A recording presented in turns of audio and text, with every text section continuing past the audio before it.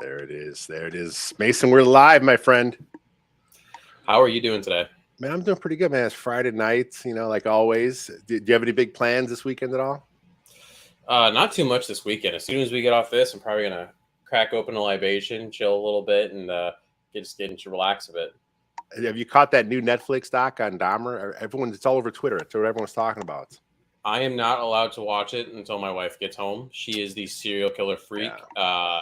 She's talked about even getting like a half tattoo sleeve of a bunch of serial killers. I can't touch it because if I watch it before or without her, I myself might go missing. So. Yeah, it's same in my household. My wife is a horror movie serial killer. I can't watch none of that stuff without her, and so I'll wait for her. So, you ready to do a podcast here? Let's do it. All right, nice. Well, let me share this real quick to our Twitter and to our to my Facebook. I always forget. I need like a producer to come in and kind of like, do the sharing for me. I should talk to JB or Robert. Say, one of you guys, man, can you share this stuff? That'd be nice. Yeah. You can also do the scheduled ones too, right? Well, I can't schedule till the feed is live because then the tweet is tweeted out. I'm good. I'm usually a little more. I'm in a new location tonight, so I'm a little discombobulated here. I'm usually in a different spot, but my laptop's acting up. I had to go to a different computer. So now I'm just like sitting here and it's just like, it's just uncomfortable. Everything's kind of throwing me off, but it's all good. That's the share on Twitter. We're good there. Pop over to Facebook and share it on our Facebook feed because we know people like to watch us on Facebook and on Twitter as well as on the YouTube here on Second City Gridiron.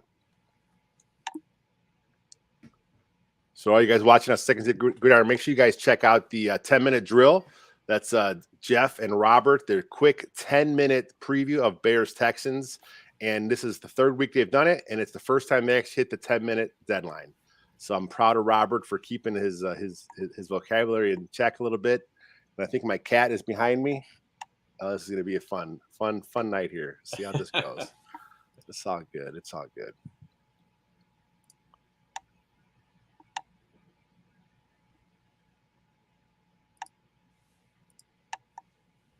You know what? That's close enough. All right, let's get this going. My laptop is nothing's cooperating. All right, let's just get this. We're ready to rock. All right. What's up, Chicago Bears fans? This is Team Formation Conversation. I'm your host, Lester Wildfong, and this is the Bears Texans injury report. And like I have been this whole season so far, I am joined by Dr. Mason West, physical therapist at, where are you at again? Team Barrington? Yeah, Team Rehabilitation. I can't talk in Barrington. All right. Okay. And then you're there, all week and doing your thing, and it's just cool to get your perspective. I know we've had a lot of comments, whether it be on Twitter, Facebook, or on the YouTube channel, just saying how they really appreciate the perspective you bring, and it's just something that the layman just doesn't understand. We understand injuries to a point, but you're like, boom, you got that other level of it. Like I said, Dr. Mason West in the house, so it should be an interesting injury report. It's a lot bigger than it has been the last few weeks. But before we get into the actual report, let's talk about a little bit about Lucas Patrick. The cast is off. He was snapping all week. And like you talked about last week, you said once the cast comes off, he's probably going to be able to get right in there and do his thing. Do you still feel that's going to be what's happening? You think it'll be Patrick at center on Sunday? I would think so at this point. I mean, the whole time, the last couple of weeks leading up to it, it's not like he's walking around all day long with the cast on his hand. He's still doing strengthening. He's doing stuff for the shoulder, the wrist, the elbow, all the above to get that going. Once they got him practicing with the snapping, it's full go at that point. And that was the whole point of this, right? That's the reason why they rotated him, because as soon as they felt like the hand was ready, that he could handle and manipulate the ball, that everything else would be in line and he'd be in game shape and could just roll right into it. The other positive here with having Patrick in at center is, of course, now Tevin Jenkins is your full-time right guard. No more rotation. And unless they decide to say, hey, let's get Sam Must for some reps at guard. No, I don't think that'll happen. It's going to be all Tevin Jenkins. No. Yeah. Have you been impressed with Jenkins as his only a few games now as a right guard? Have you been impressed with what you've seen from him? I have. I think that he brought just this mentality and a little bit of nastiness to the line that just has been lacking for a little while. If you look at some of the advanced stats, he definitely has lost some reps. It's a new position for him. I'm not surprised by that, and it's still only his second year. That first year was kind of a wash in a way. I mean, there's just so much missed time, but from rep to rep, what you see and the growth you see from him, I've loved every bit of it, and I'm really happy that he'll get to now do it 100% of the time. Just because on that run blocking, especially, he's been able he's destroying it. Pass blocking, still some work to be done there, but I think he's going to keep growing into it. One thing a lot of fans don't realize, they tackle the guards a different game. Things happen differently. They happen quicker. There's different angles you have to worry about at guard, but like you, man, I've been impressed. I think he's doing a really good job there at right guard, and I'm excited to see him settle in, and then Patrick settle in a center, because if these five guys get that continuity down, we saw them having a really good a bunch of good runs against the Packers. Pass pro still up in the air, but if everyone settles in, I thought Braxton Jones had a much better game, week 2 as opposed to the first week. Maybe the O-line is not as big of a problem as everyone thought, with Patrick at center, Jenkins at right guard, Jones settling in. Maybe it's not as big of a deal, and it's still a concern, but I think it's going to be fine. Plus, no one on the O-line now should be injured, so that's a good thing. So that brings us to the actual injury report we're going to get into here. Bam, another graphic here on Second City Gridiron. I'm so proud of myself for this. But the Bears, man, the Bears got a lot this week, and they got 3 guys out. So let's talk about the guys that are out first. Matt Adams, Sam linebacker, Dane Cruikshank, safety, hamstring, Ryan Griffin, who has outperformed Cole Kmet through a couple weeks, tight end. He's out with an Achilles. So about these 3 guys that are out, I mean, let's talk best case scenario. Okay, with Ryan Griffin, it's Achilles. I don't think anything is torn, because if he would have torn something, we probably would have heard about a surgery by now. So what's the best case scenario with Griffin if it's a minor Achilles injury? Yeah, those minor Achilles injuries, they can definitely linger for a little bit. Some of it ends up becoming, what can you tolerate pain-wise? Yes, they can become something more robust, though, especially if you're compensating, so they can ultimately become like a full-out tear. So I'm thinking best case scenario, he's probably back in next week, if not 2 weeks. Usually, if it was like you just said, if it was something grade 3 all the way up to a grade 4 tear, he would have already been shoved over to IR. They wouldn't even be playing with it, so it shouldn't be shelving him too long. And then with Cruikshank, I mean, I don't remember him getting hurt in the game, but this is something that must happen then.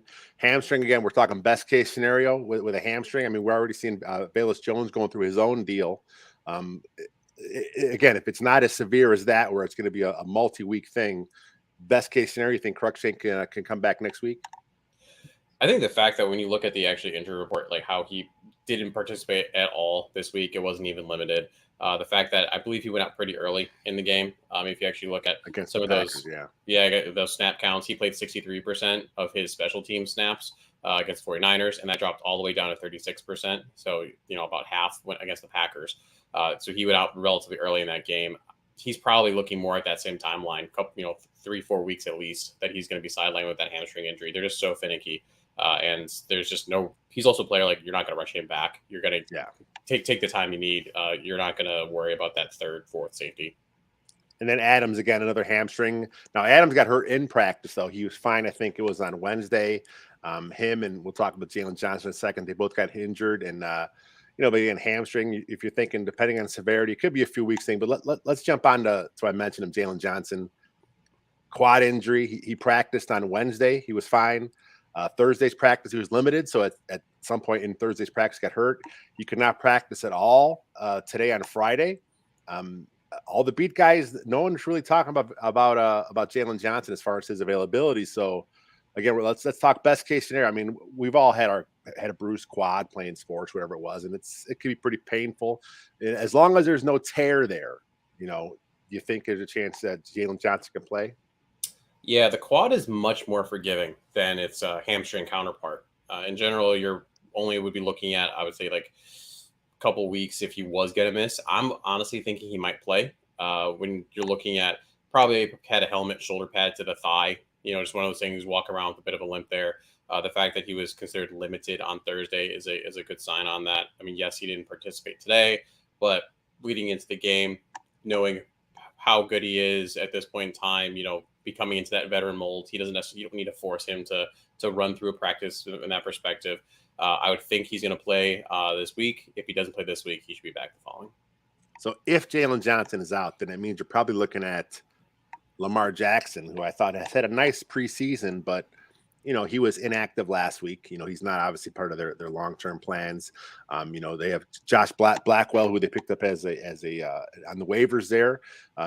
He played some special teams last week, so it'll either be Blackwell or Jackson if Johnson can't go. They also have Jalen Jones, undrafted free agent. So, I mean, the talent level dropped pretty steep if Johnson can't go, because you're already seeing some issues with Vildor and issues with the rookie Gordon. So the Bears need Jalen Johnson. And speaking of guys they need, Roquan Smith, he hurt his hip at some point in the Packers game. We're all assuming he's listed as questionable. He did not practice all week, but the good news is Brad Biggs of the Tribune, he had a tweet out earlier today saying that the expectation is that he will play in the game. So we've been talking best case scenarios with all these guys. So if it's a hip injury and they think he can play, what do you think is probably going on there with the hip? Hip is so hard because, I mean, there's so many things that could be going on, right? We talked a little bit earlier how it could be joint related, maybe like a labral tear. You can play through that really no problem for the most part. It could be more of a soft tissue injury, and it seems like the soft tissue injuries are mounting a little bit for the Bears. I'm always more concerned about those soft tissue ones, honestly. Hamstring, quad, technically Achilles is not soft tissue, but related enough that it usually is considered to be that. It could be any of those things for Roquan. Again, similar to the Jalen Johnson thing, where the kind of player he is, he doesn't need to practice. So it's like, hey, let's get you as ready as we can. And he is so important to this team that him having those full 3 days of rest, not participating, would get him back a lot more quickly. And there's a lot of compensation that can happen with the hip too. I mean, even if you do have a relatively mild to moderate problem, you can usually play through that with the right stuff around you, if you get what I'm saying. So obviously with Roquan, as soon as it came out that he had a hip injury this week, of course, a lot of the fans right away, they're saying, oh, he's gonna take a week off because it's his contract year. He had his hold in, and I mean that's part of what these athletes have to think about. But it doesn't benefit Roquan at all for not playing. I mean, he didn't have the best game against the Packers. I think if he's good to go, and like I said, it was reported that he should get out there, I think he'll give it a go. But with Adams, who is already ruled out, he starts at the Sam. That means we should see a little bit of Jack Sanborn. He got a lot of play in the preseason. A lot of Bears fans are fired up, man. They want to see Jack Sanborn play. When you saw him in preseason, were you impressed with Sanborn's ability? He's just this guy that no matter where he goes, and his story is just so cool. If you don't know his story, please go back and look it up. But no matter what he does, he produces. You slide him into special teams, he gets tackles. You slide him into a starting defense, he makes plays. He's always in the right position. And I think that's one of the things that really is going to be good with how he especially was going to fit, I think, this upcoming week in the defense that he's playing in. It's all about positioning for him. The fact that he's not necessarily the biggest, the strongest, the fastest doesn't matter as much because he's just in the right spot all the time. So yeah, he was definitely very impressive in the preseason. It'll be a soft landing for him going against a Houston Texans team that is not exactly the most explosive with their tight ends as well. We'll talk about some of their tight ends a little bit later when we get to them, and also even their back, Dameon Pierce, while I like him, I mean, it's not like he's not a world beater. So it's an easier spot than necessarily if he had to come in last week against the likes of Aaron Jones and AJ Dillon. I mean, I like Sanborn. I think he's got a good chance. I mean, that's Wisconsin linebackers. They seem to know how to play. It's the scheme they play there kind of translates well. You see a lot of the guys have a lot of success. The Eagles have TJ Edwards doing a good job at the mic for those guys. So, you see a lot of those Wisconsin guys, a lot of those local guys from Illinois too, because with Sanborn from Lake Zurich, played high school ball there. So it's kind of cool seeing those local guys, get their chance and go there. But, we also could have a chance to see Sterling Weatherford, another guy. The Bears got him off the waiver wire. This guy has played at Miami of Ohio, and we just had last week we had our Making Monsters podcast with Dylan and Taylor. They had a chance to talk to the Miami University head coach, and he did talk a little bit about Weatherford and what a great athlete he was in college. So another good athlete, good fit as far as the speed goes for this defense. So we could see him. And then I think with Adams out, think there's a chance the Bears elevate Joe Thomas off the practice squad. You mentioned the special teams problems earlier, and that's something that, that the third phase is often overlooked, but it's still the third phase of the team. You got to have those guys doing their job there. And Joe Thomas, a lot of special teams experience over the years during his career. So with Adams out, I think you may see Joe Thomas kind of come up with some of those special teams reps. But yeah, they got to make a couple moves. They got 3 guys out, and we did briefly talk about Ryan Griffin. So with Griffin out, they're going to have Wesco.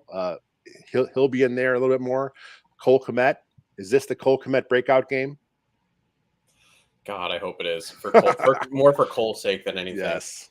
He's just had such a rough go of it. I mean, the whole offense obviously hasn't been great, but you look at replays and either he's dropping a ball or he's falling over on a block. Like he has to establish himself. Because at this point in time, the excuses are starting to run out. It's so disappointing because we talked about him on some other shows earlier this week on the podcast channel. Preseason, he looked good. Training camp, he looked good. It seemed like he was going to be featured. I really thought he would be the number 2 behind Mooney, which is another whole discussion with Darnell Mooney. But that's just the offense. The offense is struggling. They played a couple tough defenses the first 2 weeks. Of course, the one was in horrible weather. But the Texans, their defense is not quite as good as these guys.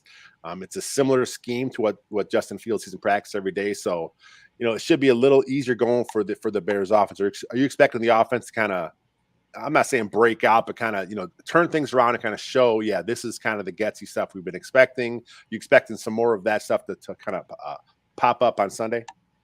I would think and hope so. At the end of the day, like the Texans defense is young, right? It's got a lot of up and coming players.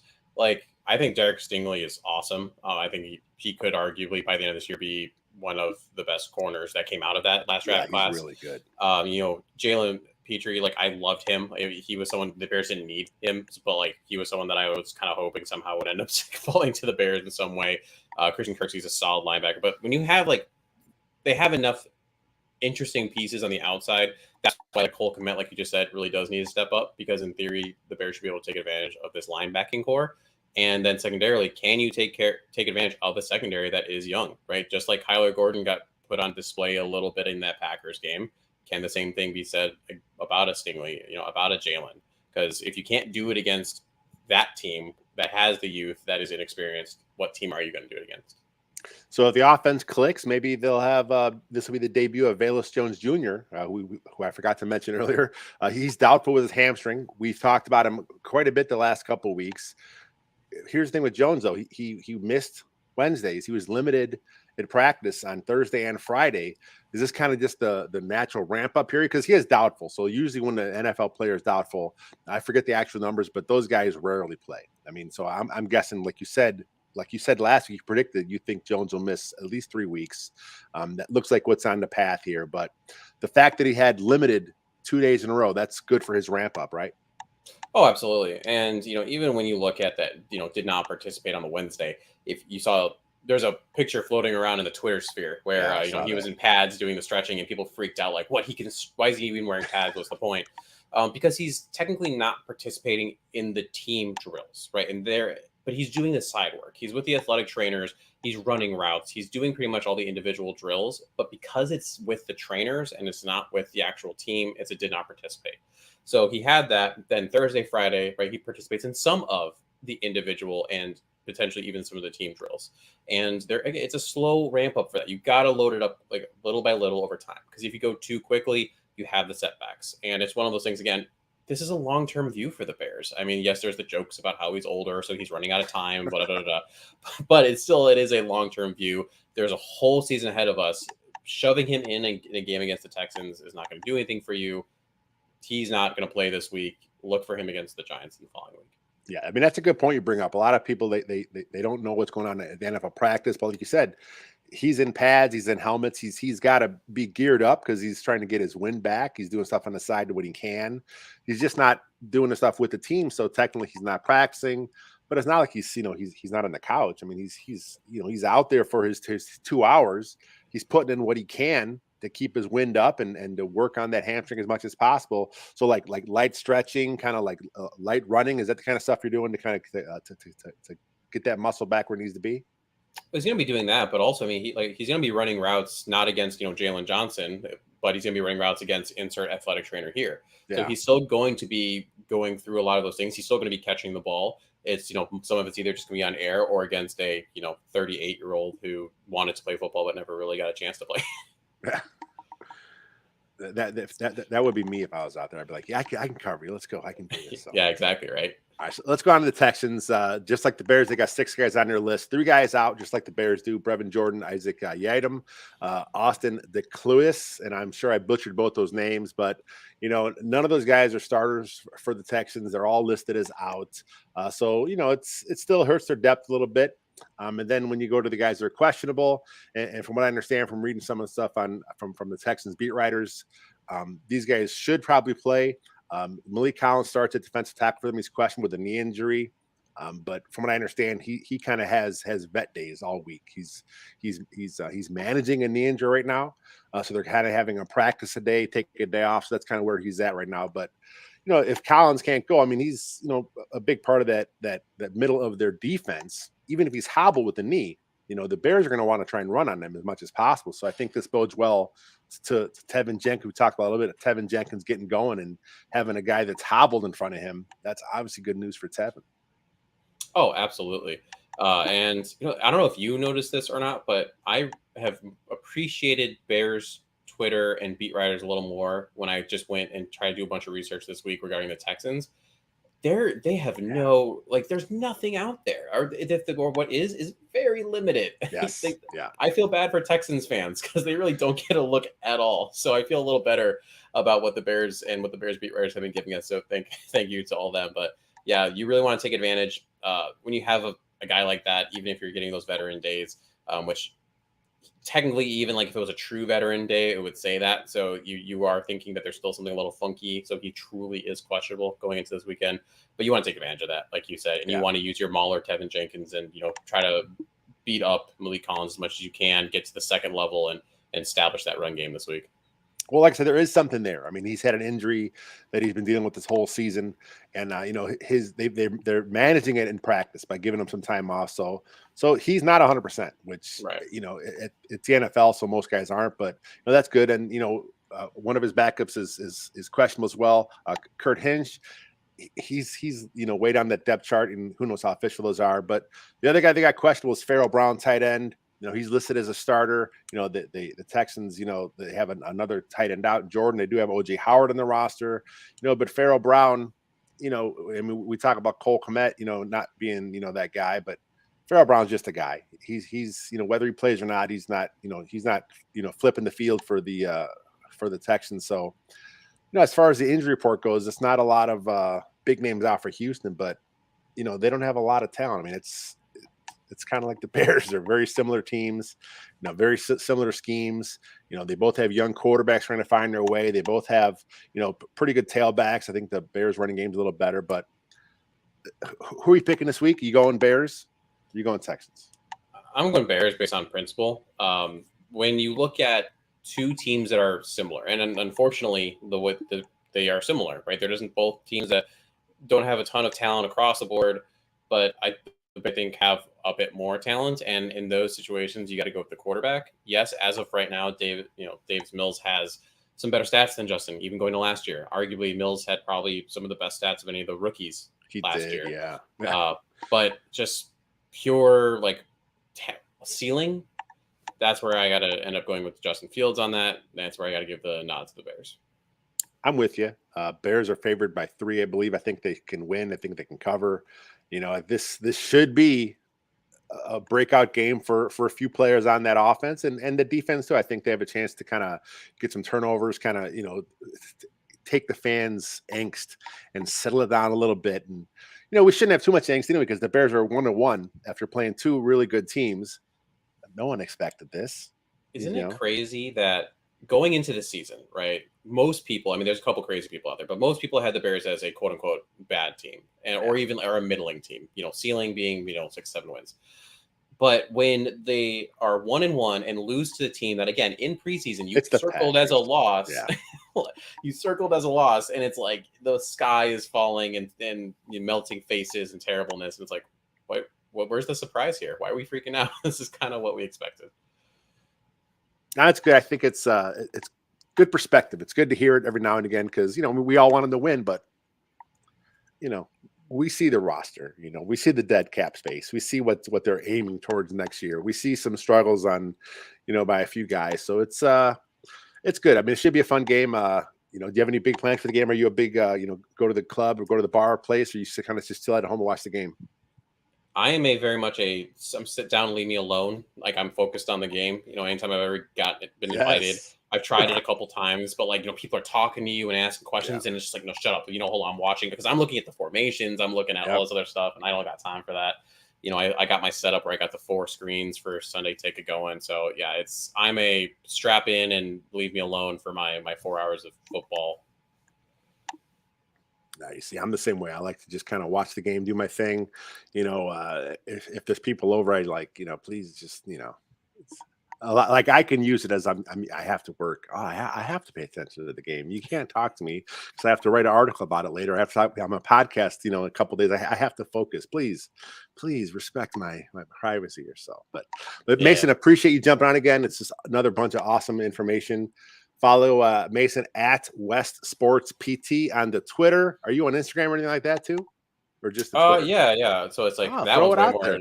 Yeah, that one's way more annoying. That one's like dr.masonwest at sports. It'll pop up. I got actually Instagram's probably where I have most of my information about trying to help showing some exercise examples, educational stuff. It's talking about, hey, if you have a hamstring strain, this is what you should do. So it's a good place to start if you have questions on things. And I'll even take requests on there. If someone DMs me and says hey, I have a calf issue, what are some things to look at? I'll try to make a little series and get that up there too. That's on your Instagram? Yep, that's on my Instagram. All right, send me the link and then I'll link it up in my article on WCG. I'll make sure I link up your Instagram too, though. So, but that's cool. Speaking of WCG, we got a lot of cool stuff going on. Obviously, the podcast channel. I talked about Making Monsters. Bill Zimmerman had Danny Parkins on from The Score this last week. JB and EJ got Bears Over Beers. Robert Schmidt's doing his thing. We got so much stuff on the podcast channel, the video channel. Second City Gridiron is going all over the place as well. Sack Watch is on there now. We just had the 10-minute drill. So, then soon we may have a Mason West special show coming up, but we'll keep that in the back pocket for now. But it's coming soon. We hope to get a lot of more cool stuff popping all over the place. But until next time, bear down, my friends. Nice, crisp show. Half an hour.